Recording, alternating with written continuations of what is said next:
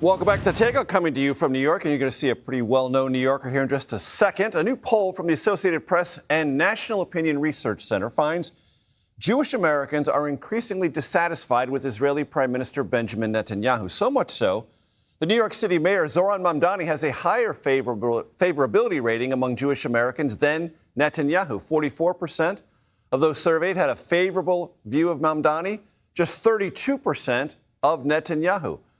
Here's what I was talking about. Former New York City Republican candidate for mayor, Curtis Sliwa, joins us now. Curtis, always glad to have you on the program. Thanks for being here. Oh, my pleasure. You know, that poll. Yeah, tell me about that. What do you would think? have told me that 2 years ago when Zohran was just like, getting ready to jump in. I would have said, oh, Major, you seriously dropping LSD. Right, that's not possible. You in a drug-induced psychosis. This is all Bibi's self-destruction. Bibi, the first really Americanized prime minister. He thought he could be prime minister for life. I think in Israel they have their parliamentary elections on October. Time for Bibi to go. Because even Trump, who used to have him as an appendage, F you, Bibi, F you. I said you would have been in jail. In quotes, ratified by the president. That's not made up. That's real stuff. But it shows you, as the president gets along so well with Zohran, he's had him to the White House twice. Now they're in solidarity. We both hate Bibi. The world hates Bibi. I hate Bibi. Nobody likes Bibi. Why do you think that is? Do you think, what is it, if you were to try to summarize what Bibi has gotten wrong, how would you summarize it? Oh, he just wants to pulverize every perceived enemy of his.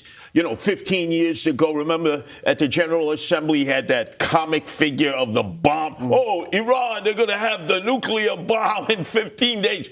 That's 15 years ago. It's like we're tired of Bibi. He wants endless war. We got to keep America out of endless war. When I interviewed the prime minister in Tel Aviv, he said, Major, I was criticized before October 7th, 2023 as being too lenient and not being militaristic enough. Now I'm being criticized for being overly militaristic. That was his response. I don't know whoever accused him. He wasn't a Nobel Peace Prize winner, although I thought that was supposed to go to Trump. Hey, yeah, Trump, you want the Nobel Peace Prize? Now, Bibi suckers you into a war, and you have us into an endless war. What a mishigash. What a mess. I want to ask you about something that also came out recently, the New York City immigrant enclaves map. Curtis, I see references here to a little Odessa, a little Palestine, a little Pakistan, a little Albania. What I don't see, Curtis, is a little Italy. How is that possible? You mean Mulberry Street? You mean the San Gennaro Festival, 12 days?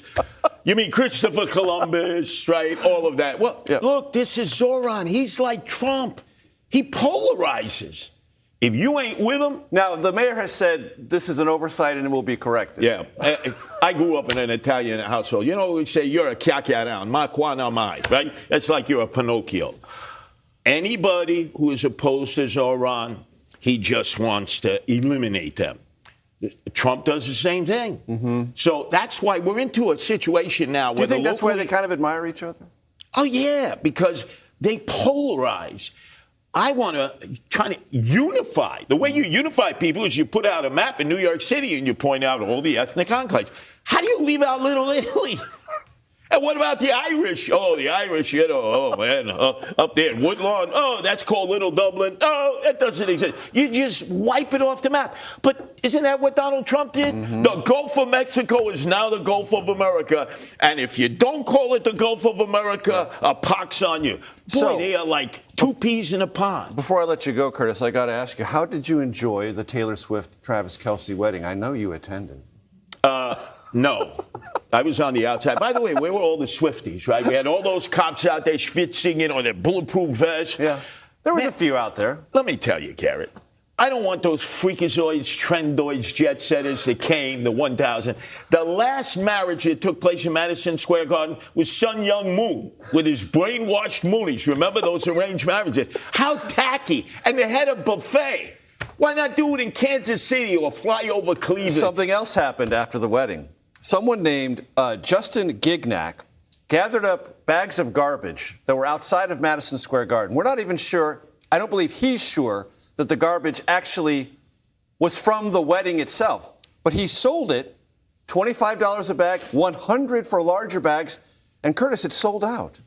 Oh, yeah. And that tells you something about the pop culture phenom that is Taylor and Travis. Oh, there's no doubt. And you'll probably see it in all kinds of street fairs being sold, knockoffs. And watch Taylor Swift come in with a legion of lawyers. We're going to sue you. That's our trademark. That's our copyright. By the way, any of the pictures come out yet? No. She wants to control everything. Hey, Travis Kelce, you're going to be another boy toy. A year or two, she's going to drop a diss and dismiss album on him like she has all her other. You think so? Wait a minute. That's your prediction? This is not going to last? This is on an egg timer? Either that or, hey, Travis, time to man up. We never hear from you. All we hear is from Taylor Swift and the Swifties. Oofa to them. Curtis Sliwa, he came to play, ladies and gentlemen. Always a pleasure to have you.